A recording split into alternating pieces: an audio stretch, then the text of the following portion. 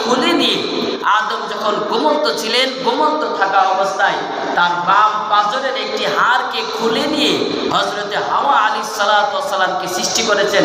হাদিসের মধ্যে বলেছেন, এক সাহাবী নবীজিকে বলেন, ইয়া রাসূলুল্লাহ, ইয়া হাবিবাল্লাহ, আমার স্ত্রী তো এক এক করে দুষ করে এইভাবে অন্যায় করে, আমি তাকে কত শুধরাবো?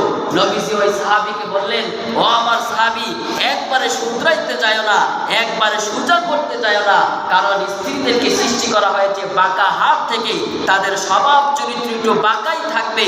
যদি একবারে সোজা করতে যাও তাহলে এটি ভেঙে যাবে, এটি আর সোজা হবে না। একবার ভালো করবে আর আরেকবার খারাপ করবে।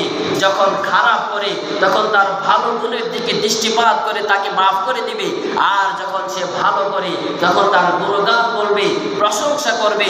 কখনোই একবারে সোজা হবে না। এইরকমভাবেই জীবনযাপন করার জন্য সাহাবায়ে কেরামকে নবীজি পরামর্শ দিয়েছেন।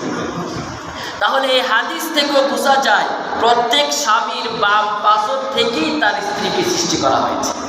প্রত্যেক স্বামীর বাম পাঁজরের হাত থেকে স্ত্রীদের সৃষ্টি। ভাইরা বন্ধুরা আমার, আল্লাহ রাব্বুল আলামিন বললেন, আন খালাকা লাকুম মিন আনফুসিকুম আজওয়াজা, আমি তোমাদের থেকে তোমাদের স্ত্রীদেরকে সৃষ্টি করেছি, লিতাসকুনু ইলাইহা, যেন তাদের থেকে শান্তি উপলব্ধি করতে পারো। ভাইরা বন্ধুরা আমার, দেখেন তো কেনই বা নিজের পাঁজর থেকে সৃষ্টি হবে না? একজন স্বামী আরেকজন স্ত্রী, দুইজনের মধ্যে একটা সময় কোনো পরিচয় ছিল না। কোনো পরিচয় ছিল? দুইজন অপরিচিত, বেগানা, কারোর সাথে কোনো দেখা নাই, সাক্ষাৎ নাই, কোনো পরিচয় নাই, কোনো কথা নাই। বিসমিল্লাহ কবুলের মাধ্যমে দুইজনের মধ্যে এমন একটা গভীর সম্পর্ক হয়ে যায়, এমন একটা ভালোবাসা হয়ে যায়, যেন মনে হয় 1000 বছরের পরিচিত ছিল।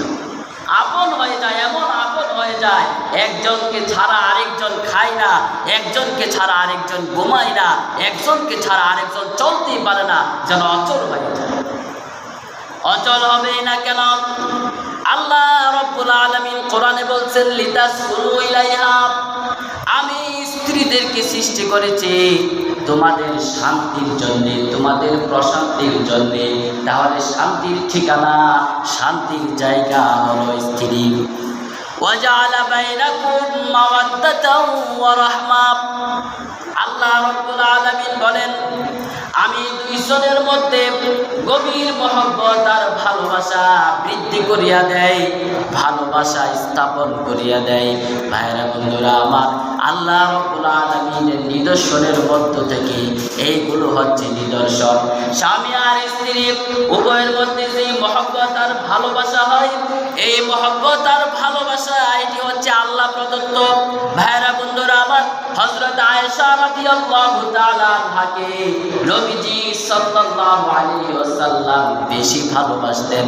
একাধিক স্ত্রী থাকলে সকলের মধ্যে সমভাবে ভালোবাসা, সমভাবে সব কিছু বন্টন করে নিতে হয়।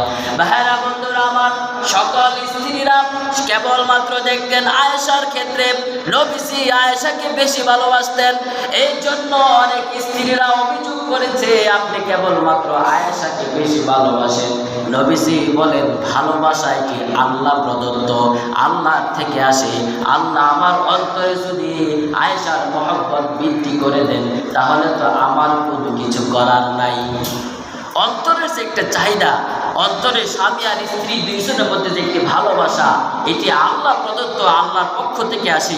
বাকি বাহ্যিক বিষয়ের মধ্যে ইনসাফ এবং সমবর্তন